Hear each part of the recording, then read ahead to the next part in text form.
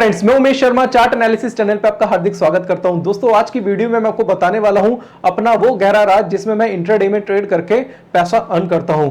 जी हां दोस्तों, आज की वीडियो में मैं सारे खुलासे कर दूंगा कि कौन सी स्ट्रेटजीज का मैं यूज करता हूं, किस किस तरीके के मैं ट्रेड बनाता हूं और उन ट्रेड को मैं किस तरीके से होल्ड करता हूं और जिससे मेरा पैसा जो है वो बनता है और मेरा बड़ा पैसा भी बनता है। जी हां दोस्तों, पैसा बनना और बड़े पैसे में फर्क होता है। क्या होता है दोस्तों, जब भी हम ट्रेड करते हैं और जब भी ट्रेड हमारे फेवर में जाता है तो ज्यादातर हम क्या करते हैं, पोजीशन से एग्जिट हो जाते हैं। बट ऐसी क्या चीज हम सीखे जिससे आप क्या करें, उस प्रॉफिट को राइट कर सके। तो दोस्तों, आज की वीडियो में मैं सारी चीजें आपको बताने वाला हूं A to Z। और आज की वीडियो बिल्कुल दोस्तों एजुकेशनल है, इसको शुरू से लेकर आखिर तक जरूर देखिएगा।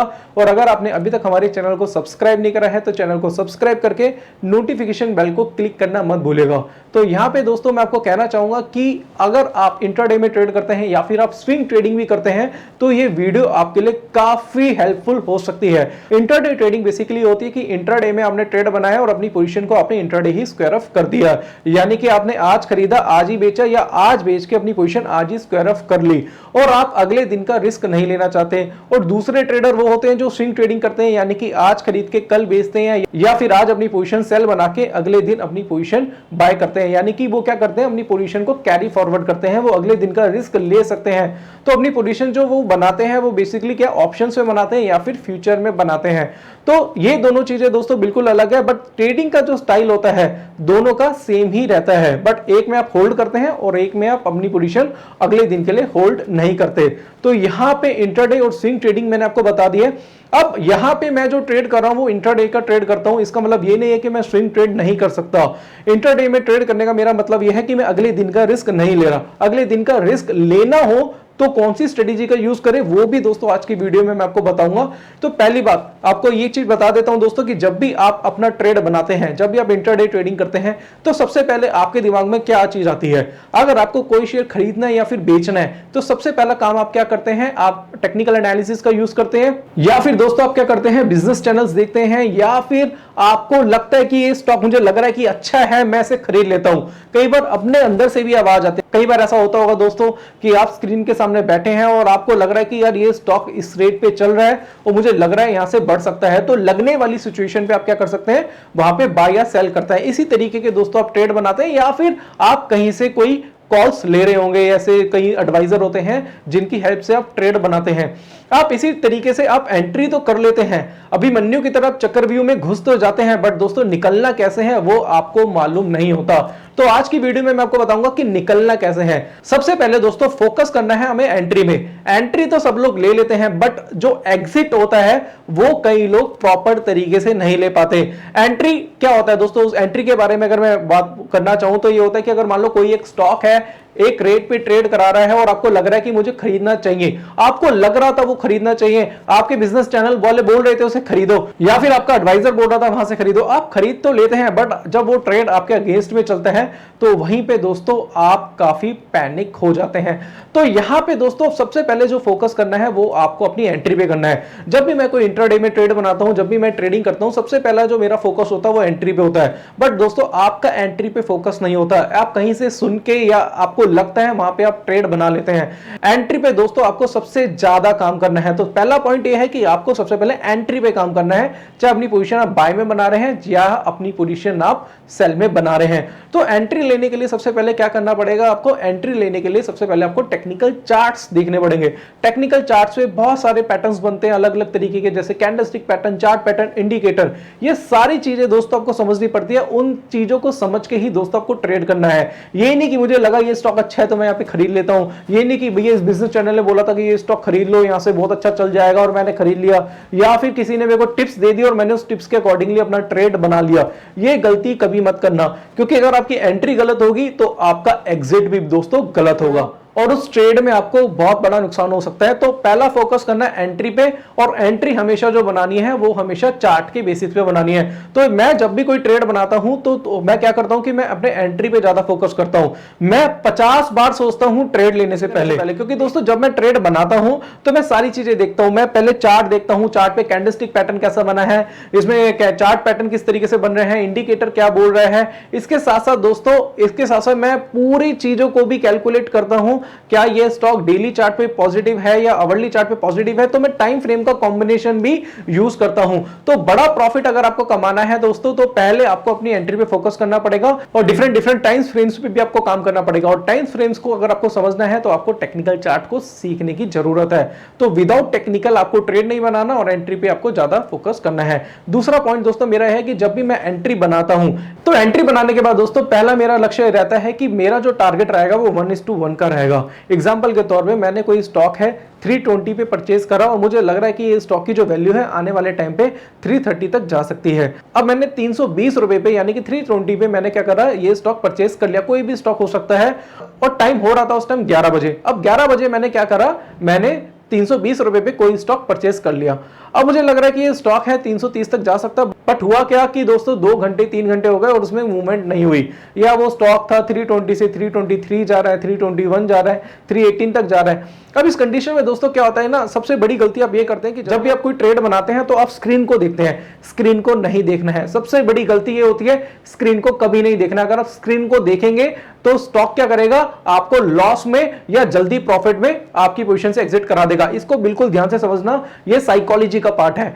आपको स्क्रीन को नहीं देखना है दोस्तों, आपको किसको देखना है, यहां पे बात करना चाहूंगा, आपको सिर्फ और सिर्फ चार्ट को देखना है। आपको अपने लक्ष्य को देखना है। आपका लक्ष्य क्या है, 330 का।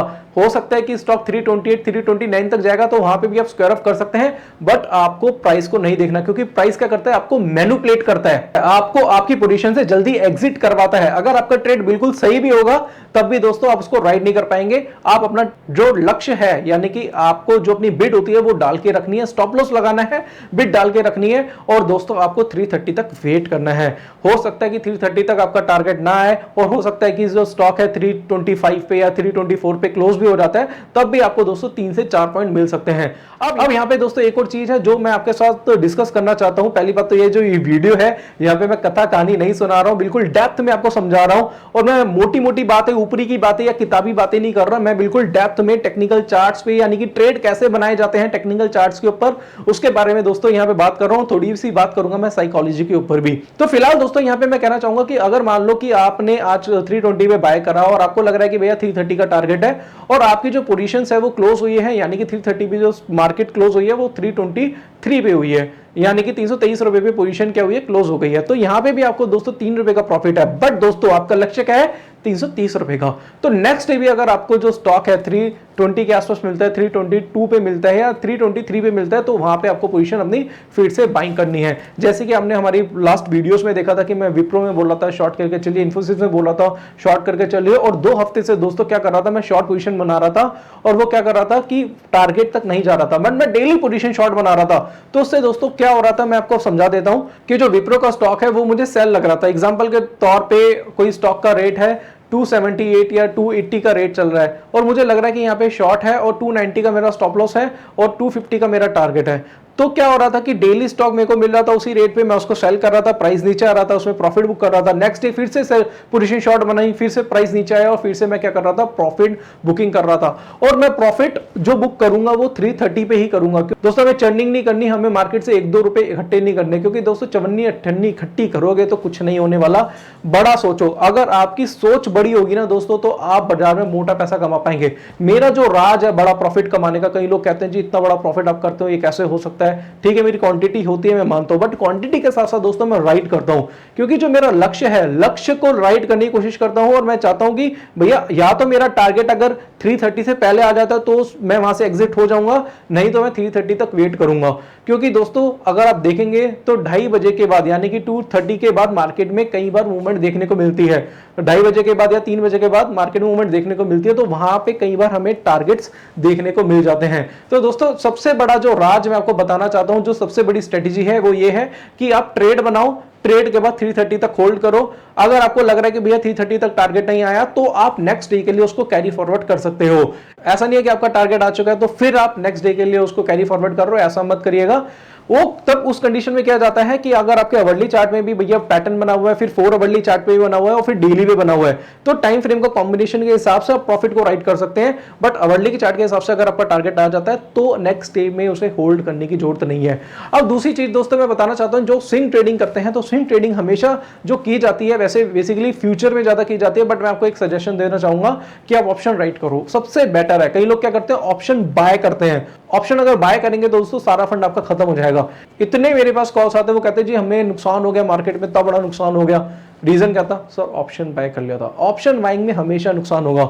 अगर आपको ऑप्शन में ट्रेड करना है तो आप स्ट्रेटेजिक बेस्ड काम करिए, या फिर आप ऑप्शन राइट करें। ऑप्शन राइट में सबसे ज्यादा पैसा बनता है। अगर मेरे से पूछा जाएगा कि भैया अगर आप स्विंग ट्रेडिंग करना पसंद करेंगे, मैं कहूंगा हाँ स्विंग ट्रेडिंग करना पसंद करूंगा, बट मैं स्विंग ट्रेडिंग करना पसंद करूंगा ऑप्शन राइटिंग में। ऑप्शन राइटिंग में दोस्तों उसमें बेनिफिट सबसे बड़ा ये होता है कि आपको चैन की नींद आती है।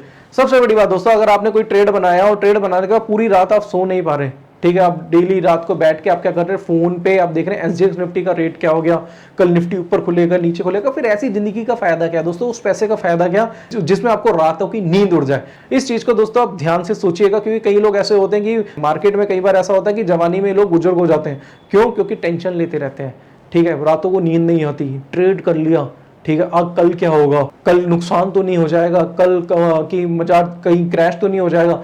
तो इन चीजों से दोस्तों दूर रहिए। और सबसे बड़ी बात है ऑप्शन राइटिंग करिए। ऑप्शन राइटिंग में इतना ज्यादा रिस्क नहीं रहता, फ्यूचर से कम रिस्क रहता है और प्रॉफिट आने के चांसेस ज्यादा रहते हैं। तो आपको कहना चाहूंगा दोस्तों, या तो इंट्राडे ट्रेडिंग कर रहे हैं, स्विंग ट्रेडिंग कर रहे हैं, ऑप्शन राइटिंग करने हैं, तो उसके लिए आपको टेक्निकल एनालिसिस सीखने की जरूरत है। और अगर आप ऑप्शंस करना चाहते हैं तो उसके लिए दोस्तों आप कोई ऐसा चीज सीखिए जिसमें आपको सारी स्ट्रेटेजी कवर हो, जिसमें ऑप्शन चेन हो, उसमें ग्रीक्स हो, उसमें इसके साथ और बेसिक ऑप्शन के साथ साथ दोस्तों बहुत सारी स्ट्रेटेजीज भी हैं जो आपको सीखनी पड़ेंगी।